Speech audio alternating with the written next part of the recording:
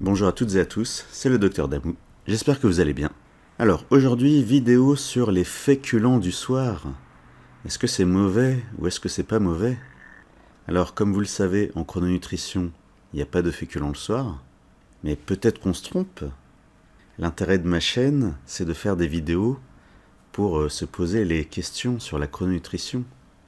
Donc, je vous ai trouvé une publication Facebook de la diététicienne nutritionniste Agatha Bayeul. C'est marqué, regardez. Ça date du 23 mai. Qui n'a pas déjà entendu que les féculents le soir sont mauvais? Et elle met un emoji qui doute. Outre le fait qu'il faut un apport suffisant en féculents dans la journée pour l'apport d'énergie nécessaire au bon fonctionnement du corps, qu'ils permettent d'éviter les fringales nocturnes quand ils sont présents au repas du soir, ils permettent aussi de mieux dormir. Et un emoji qui dort. Éviter les fringales nocturnes. Mais sérieusement, est-ce qu'elle discute avec ses patients, avec ses clients de diététique? Parce que en tant que médecin, j'ai déjà vu des gens qui faisaient des fringales nocturnes, et à chaque fois, ma réponse c'était faites un petit déjeuner salé, mangez du fromage le matin, avec du pain, un peu d'huile d'olive ou un peu de beurre, et rien de sucré le matin. Ils suivaient ce simple conseil. Et vous savez quoi? Quand il revenait me voir, il n'avait plus de fringales nocturnes. Donc cette pauvre diététicienne, elle croit que la fringale nocturne, elle est due au manque de féculents le soir, alors que non. Non, la fringale nocturne, elle est, d'après mon expérience de médecin, elle est due au petit déjeuner dans lequel il n'y avait pas assez de graisse saturée, en fait. C'est-à-dire que la nuit, sous l'effet de l'hormone de croissance, bien, on répare nos cellules. On répare nos cellules sous l'effet de l'hormone de croissance. Donc pour réparer les cellules, il faut du matériau. Il faut principalement des protéines et des lipides.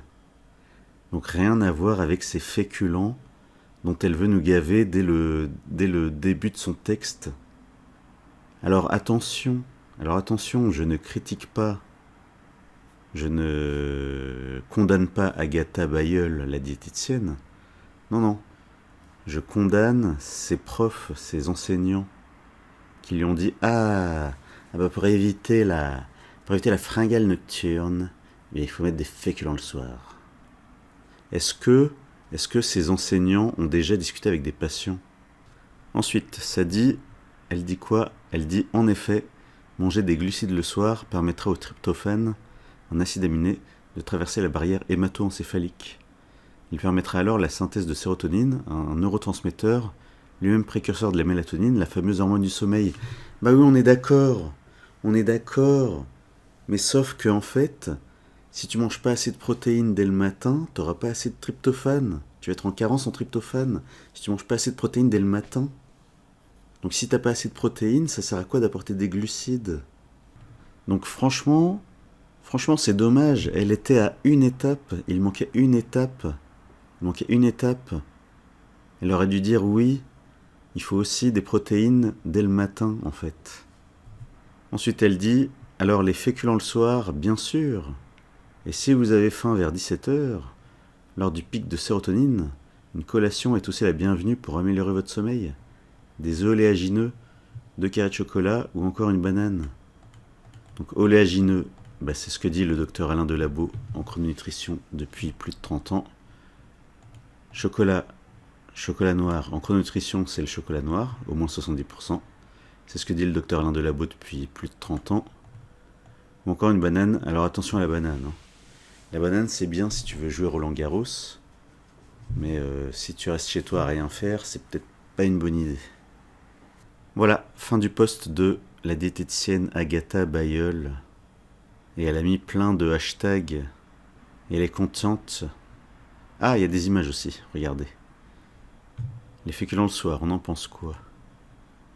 Tryptophane, glucides, transport du tryptophane vers le cerveau, tryptophane, sérotonine, mélatonine, on est d'accord. Mais elle n'a pas mis la flèche. Elle aurait dû mettre toute la liste des aliments riches en tryptophane. Il manque un truc, madame la diététicienne. Donc féculents le soir, non. Enfin, à part si tu travailles la nuit. Si tu travailles la nuit, oui, mange des féculents le soir. Avec ton plat de viande. Mais non, si tu vas dormir, les féculents le soir, ça sert à rien, parce que ça va apporter un maximum de glucides. L'excès de glucides, il donne une lipogénèse. La lipogénèse, ça veut dire que tu vas faire du gras, là où il faut pas. Et ça risque de te donner des maladies type hypertension artérielle, hypercholestérolémie, diabète de type 2. Les féculents du soir, eh bien le lendemain matin, tu vas faire quoi? Le lendemain matin, tu vas faire une prise de sang pour ton médecin. Eh bien, tu auras les triglycérides trop élevés, et tu comprendras pas pourquoi.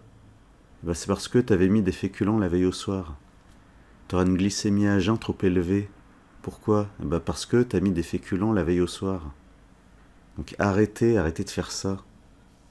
Alors vous allez me dire, oui, le soir j'ai trop faim. Bah si t'as trop faim le soir, c'est que t'as pas mis assez de fromage le matin. C'est ça la chrononutrition. T'as pas mis assez de fromage le matin, t'as la dalle le soir, tu manges trop de féculents le soir, et ça te fait des problèmes. C'est simple. Il n'y a pas besoin de faire 10 000 vidéos d'1 heure. C'est simple, non? C'est logique. Si t'as envie de manger des pâtes le soir, eh ben, t'as peut-être pas assez mangé de fromage le matin. Non, ça n'a pas l'air logique. Eh bien, essayez. Si vous avez envie de féculents le soir, augmentez le fromage le matin. Et vous me direz comment ça s'est passé. Voilà pour aujourd'hui. Pensez à vous abonner si ce n'est pas déjà fait. Pensez à mettre un like, ça me fait plaisir. Et à bientôt pour la prochaine vidéo.